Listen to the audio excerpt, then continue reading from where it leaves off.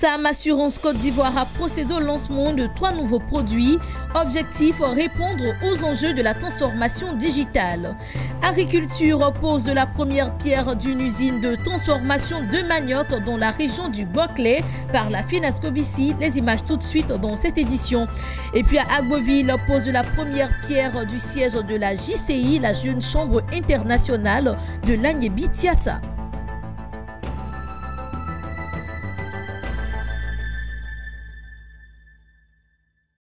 Bonsoir à tous et merci d'être avec nous sur Business 24 Africa.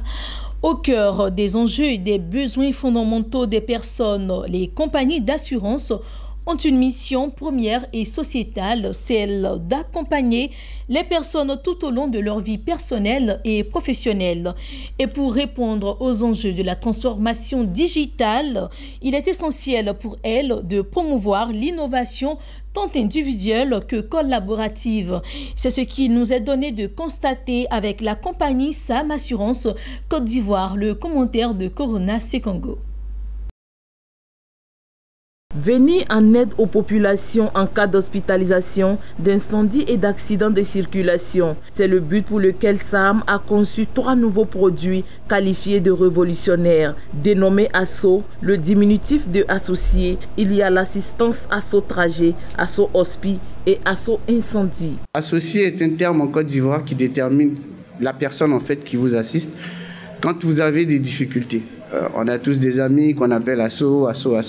Et donc, on se dit que l'offre que nous faisons est une offre qui fonctionne comme si c'était notre ami associé qui nous venait en aide à chaque fois qu'on avait un problème. Avec des primes d'assurance qui varient de 300 à 3600 francs CFA par paiement mensuel, des dispositions ont été prises pour que l'assurance soit accessible à toutes les couches de la population. Tout à l'heure, les avez déjà dans vos... Les premières pioches symbolisant le début des travaux de l'usine de transformation de manioc dans la région du Boclé ont été données par la présidente de la FENASCOVICI, Irielou Colette. Cette construction d'usine s'inscrit dans le cadre du projet PAPSA, le programme d'appui à la production vivrière et à la sécurité alimentaire. Il vise à créer des pôles économiques dans les 33 régions que compte la Côte d'Ivoire à partir de magasins de stockage, des marchés de gros et des unités de transformation. Le commentaire de Lawani Babatunde. Nous sommes à Sassandra, ville située au sud-ouest de la région du Boclé.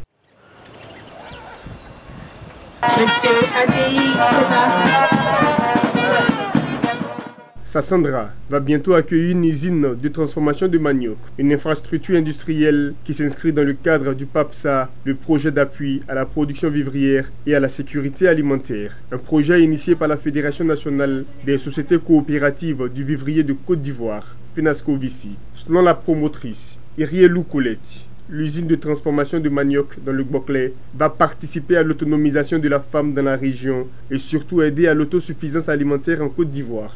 Chaque région doit avoir au moins quelque chose dans sa région pour que les femmes, les hommes, la jeunesse qui ont décidé de travailler dans le secteur vivrier pour nourrir la population ivoirienne, qu'elles aient aussi quelque chose pour pouvoir faire avancer le vivrier dans la région. Voilà pourquoi aujourd'hui on est dans la 19e région de Côte d'Ivoire pour que ce projet PAPSA avance. Poursuivant, Irielou Colette exhorte les populations à s'approprier cet important projet. Pour sa part, le maire de la ville a traduit toute la reconnaissance de la région à la PCA de la FENASCOVICI. Je remercie Mme Irielou Colette, à travers elle, le président de la République, de continuer de penser à l'émergence de Sassandra. Aujourd'hui, grâce à notre sœur, nous allons avoir une usine de transformation du manioc. Elle nous a annoncé un chiffre, 2 milliards de francs à Sassandra, qui l'eût cru. Le programme d'appui à la production vivrière et à la sécurité alimentaire, PAPSA, contribuera à réduire la pauvreté, d'autant qu'il permettra la création de plusieurs emplois directs et indirects. C'est au total 58 usines qui devraient être mises en place dans les 33 régions sur l'ensemble du territoire ivoirien. Créée en 1998, la Fédération nationale des coopératives de vivriers de Côte d'Ivoire, FENASCO-VICI, vise à mettre en œuvre les vastes projets de développement du secteur vivrier et permettre à la Côte d'Ivoire un essor économique grâce au secteur agricole. Rendons-nous à Agboville pour partager le bonheur des membres de la Jeune Chambre internationale de l'Agnébi. Tiassa, très bientôt, la JCI aura un siège flambant neuf pour mener à bien ses activités. La pose de la première pierre de l'édifice a vu la présence des responsables de la JCI nationale. Le reportage de notre correspondant sur place, Tizier Tobi à Agboville, commentaire Nadia Eounound. Le président national 2019 de la Jeune Chambre internationale JCI Côte d'Ivoire a procédé à la pose de la première pierre du futur siège de la JCI Agboville. Il est situé au quartier millionnaire de la ville. L'édifice sera bâti sur un terrain d'une superficie de 575 mètres carrés offert par la société Ecobat. Avec un taux d'occupation de 70%, le bâtiment en Villa Basse comprendra 7 bureaux, une salle de conférence et une galerie. Ouattara Yacouba, président national 2019, de la JCI Côte d'Ivoire, a adressé ses félicitations à l'endroit de la JCI Agboville pour cette belle initiative. Avant de souligner qu'à travers ce grand projet, elle intègre ainsi la grande famille des organisations qui comptent au niveau national. Un acte grand, parce qu'une organisation qui n'a pas de siège, c'est comme si c'est une organisation qui n'a pas d'identité. Et la JCI Agboville est en train donc de renforcer sa suprématie au niveau de la JCI Côte d'Ivoire à travers bien sûr ce siège. Nos passe-présidents, nos anciens prédécesseurs ont donc compris cela et ils ont travaillé à acquérir un terrain. Maintenant que nous avons le témoin, il s'agit pour nous aujourd'hui de faire la pose de la première pierre et pour marquer que aux uns et aux autres que notre organisation est bel et bien vivante et est bel et bien dynamique. En marge à cette cérémonie, il y a eu à l'espace Agnébi Délices d'Agboville un dîner gala à l'honneur des past présidents et sénateurs de l'OLM, l'organisation locale membre d'Agboville. C'est un honneur pour nous d'être honorés ce jour, que je suis en tant que dévancier de cette organisation, de marquer un pas et de réfléchir un peu sur ce qui a été fait jusqu'à aujourd'hui. La JCI Agboville a été installée officiellement le 25 avril 1976 avec 21 membres, devenant ainsi la 5e OLM du pays après celle d'Abidjan, de Bouaké, de Daloa et d'Abingoro. À Korogo, le ministre de l'Enseignement supérieur et de la Recherche scientifique, le docteur Albert Mabry Touakeuse, était récemment en visite à l'université publique Peloforo Bon Koulibaly. Le ministre est allé toucher du doigt les réalités de cette université. Le reportage de Thio Chang, le commentaire de Sekongo Corona. Le docteur Abdallah Albert Mabry Touakeuse, ministre de l'Enseignement supérieur et de la Recherche scientifique, en visite à l'université Peloforo Bon Koulibaly. Il s'agissait pour le ministre Mabry de s'enquérir des conditions de travail sur l'espace universitaire. Le gouvernement veut offrir à cette infrastructure de formation toutes les commodités afin qu'elle soit plus compétitive sur le marché international.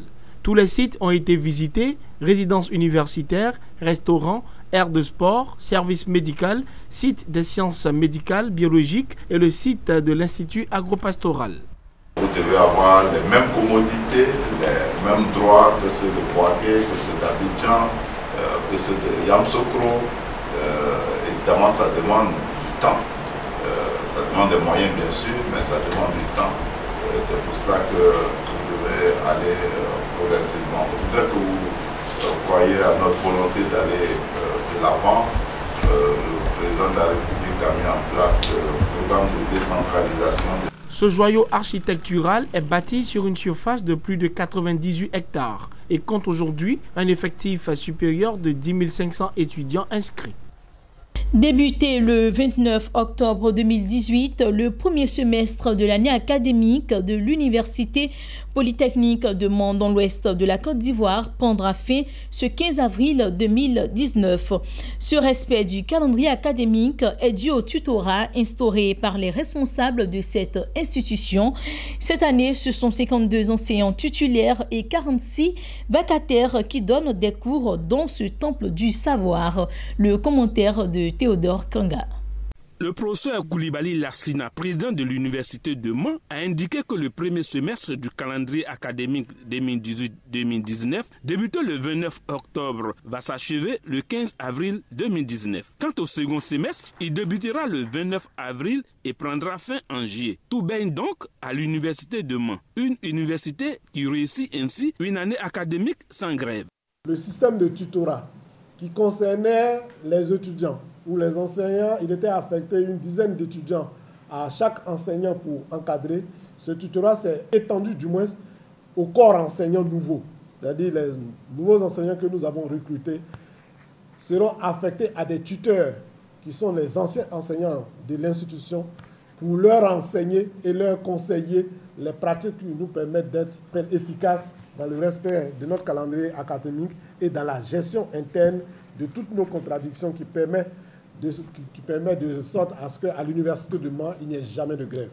La stratégie du professeur Koulibaly Lassina et son équipe est pourtant simple mais efficace. Ce respect du calendrier académique est dû au tutorat instauré par les responsables de cette institution. Cette année, ce sont 52 enseignants titulaires et 46 vacataires qui donnent les cours dans ce temple du savoir. Les nouveaux enseignants recrutés à l'Université de Mans ont salué l'esprit de fraternité et d'encadrement qui règne dans l'établissement.